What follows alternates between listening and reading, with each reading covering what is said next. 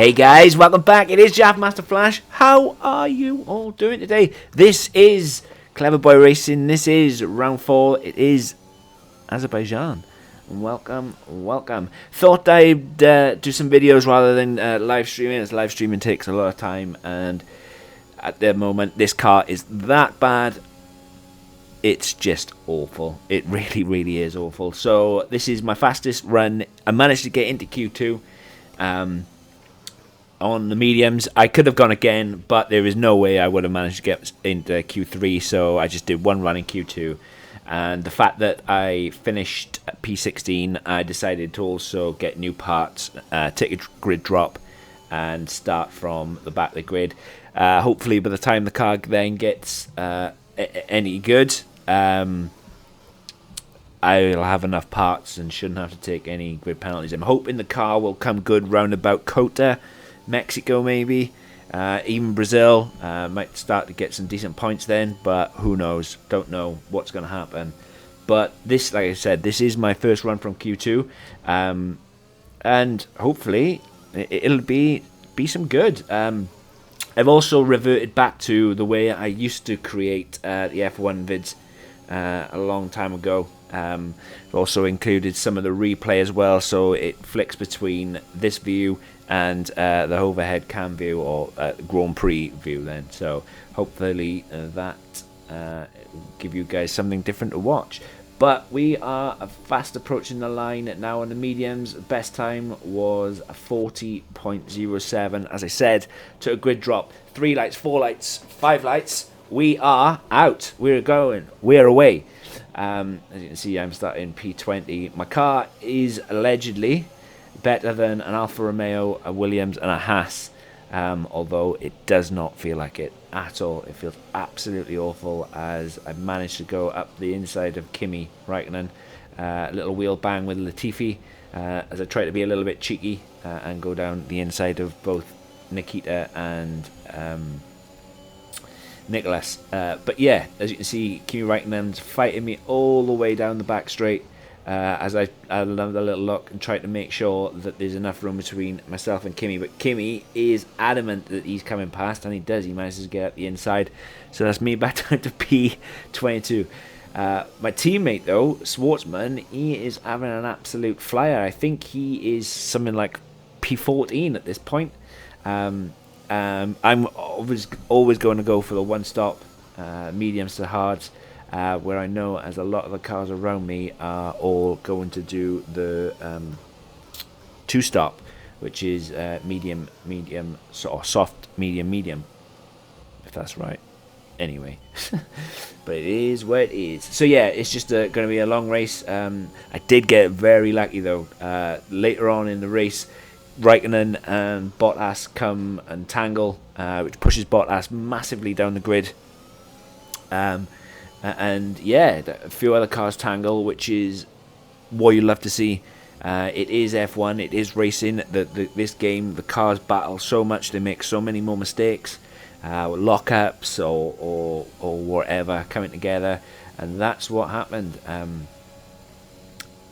And through the one stop, just like we did in Bahrain, we were able to gain some really good ground, some good race, some good pace, and yeah, hopefully it's the start of things to come. But the one stop, sometimes it works and sometimes it doesn't, and that's unfortunate. It really, really is. As you can see, I'm just all at the back of the bus. I'm getting held up a lot by Räikkönen and Mazepin, and I'm just waiting for one to go through, and yeah, it's looking really, really boring at this point of the race. It really is. I'm just waiting for one of them to make a mistake, or one of them to leave it all open so I can get through, as Räikkönen has managed to get past Mazepin. But the opening pace that these guys had at the start of the race was unreal, as I picked up a track limit warning there. As you can see, I cut the corner massively. As I said, everything is set to the maximum. The only thing that I have to keep on checking, for some reason the game automatically resets my my setups, as in like I went back on there before I started this race. I had checked it and it had changed it to manual, automatic starts. The game just does not seem to save the settings, and every time I log into the game, I have that email saying that you need to apply everything to the careers all the time. And every time I've done that, every time the race or the game puts that email back there as I'm making a move finally on Nikita. Some pretty good straight line pace considering I didn't have DRS. I did drain a lot of my battery though to get by, and as you can see I set the purple sector as well, as I did not want to let Raikkonen go. We're both on the medium set of tyres, but unfortunately now DRS is enabled. I just dropped out of that DRS. I seem to catch them massively in the straights, obviously running the Mercedes engine. But when it comes to the twisty turny bits, yes, that's an official saying, the twisty turny bits, especially sector 2 and the start of sector 3 where you go through sector 2 where you snake through the castle. I seem to lose a lot of ground. You'll see when we get through the castle just on how quick the other cars have managed to get the power down going up the hill, and they just kind of take off. And that's where I struggle a lot, because this car is really poor. Straight line speed, not a problem, but aerodynamically, the car is about as aerodynamic as a tomato, which last time I checked, tomatoes are pretty much like my stomach. They are not very aerodynamic at all. But so far so good. Like I said, I'm enjoying the race. Baku is Baku. I've always liked Baku. It's one of apart from Singapore, I would say I would rate Baku over Singapore in terms of street circuits. I like Monaco as well, although I had an absolute nightmare at Monaco last time out, because this season my team cars are very realistic. Basically, you have to create all the upgrades yourself, all the updates yourself. And it just goes to show that how poor an F1 car is when it's got no updates. They had a massive lockup going into turn 2. But yeah, kind of stuck in a bit of a DRS train at this moment in time, and just waiting for the race to pan out, as I almost ran into the back of Raikkonen, because obviously they got other cars in front and braking very, very early. But I can't even see my teammate at this point. I do ask later on where my teammate is, and I think he is up in P13. And when the cars pit, I think he's up into as high as P3, because obviously he's running the mediums, and obviously the soft runners all have to pit. But as you can see from the mini map, just how far out in front that lead Mercedes of Hamilton is. Look at the unbelievable raw pace of that Mercedes, and as you can see, I'm struggling to get power down, but Raikkonen can, and he is pulling away all the time. But as it stands, it's lap 4. We're not in P22 anymore. We're in P21. I have all fresh engine components, so that's all good. So yeah, I've got a lot fresher engines than everybody else.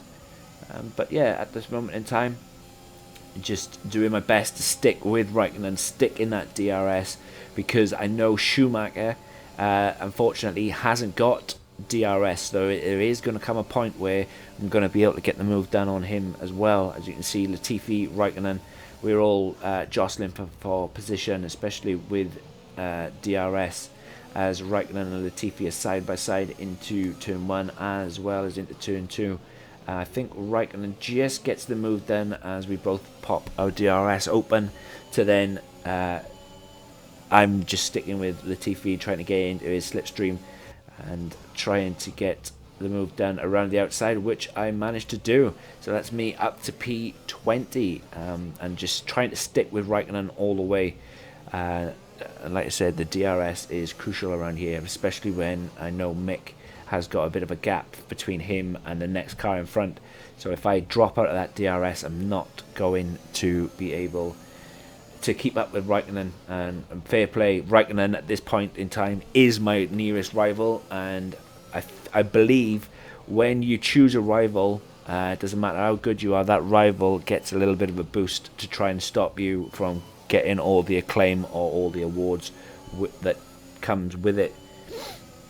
Unfair, possibly, maybe, but that's just where you as a racer, as a driver, you need to get yourself better, you need to get your car better.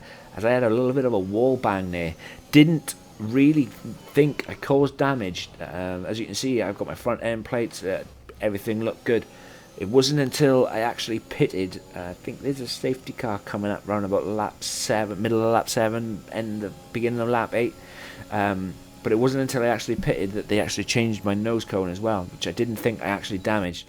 So I was checking and everything looks good. As you can see, Mick and Raikkonen are battling, as Raikkonen just got the move done on Mick. Fortunately though, Mick is going to have DRS off Kimi this time round, as everybody is starting to pit on the soft tyres. Just look at the Mick pulling away. Even with DRS, it's crazy. It is really, really crazy.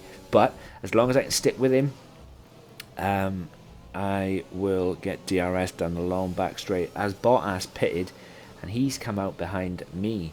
There is no way I can compete with that Mercedes or Bottas. Not too sure what's happened to Seb Vettel in the Aston Martin, but he is absolute miles behind. Not sure if he had issues, but he is right at the back of the pack. But yeah, right now, as I said, I'm trying to stick with Mick Schumacher.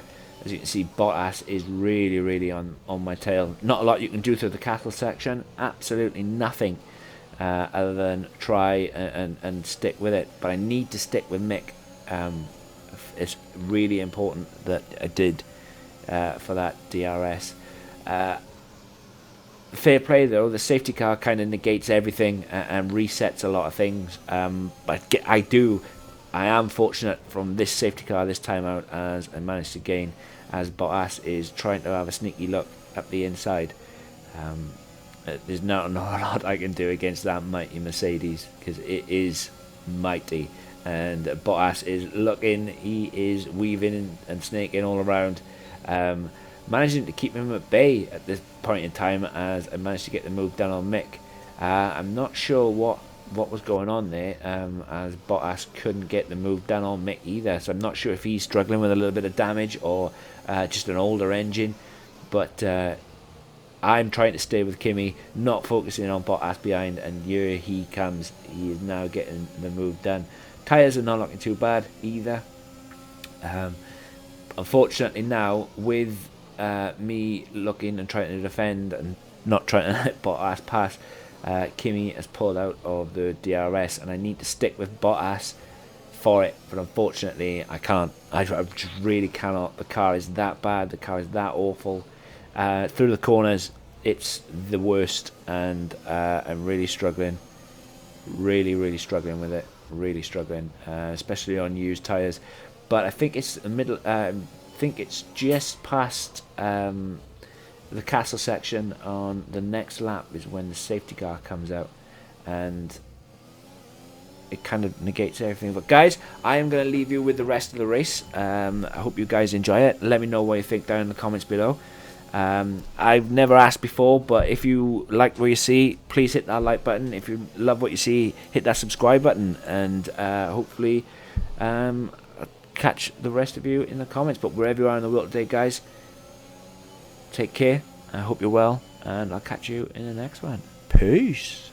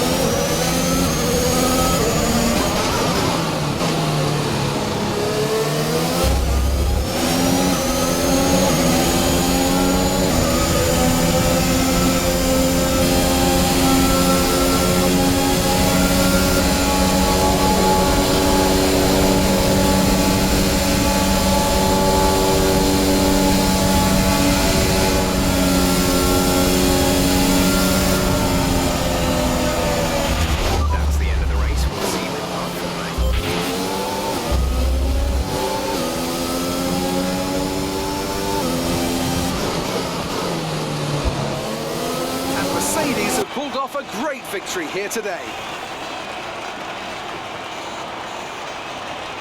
And talk to me, what do you think it was that sealed the win for them? Well, they played the safety car to absolute perfection. There are so many factors to worry about once the race is neutralised. I mean, do you pit for fresh rubber? Do you have the space behind you? How much fuel can you save? If you answer all of those questions correctly, you'll have a good chance. And that's exactly what happened today. So after a magnificent race, we can now see the drivers making their way to the podium. Once again, it's the Silver Arrows who take top spot, a well-earned victory for Mercedes.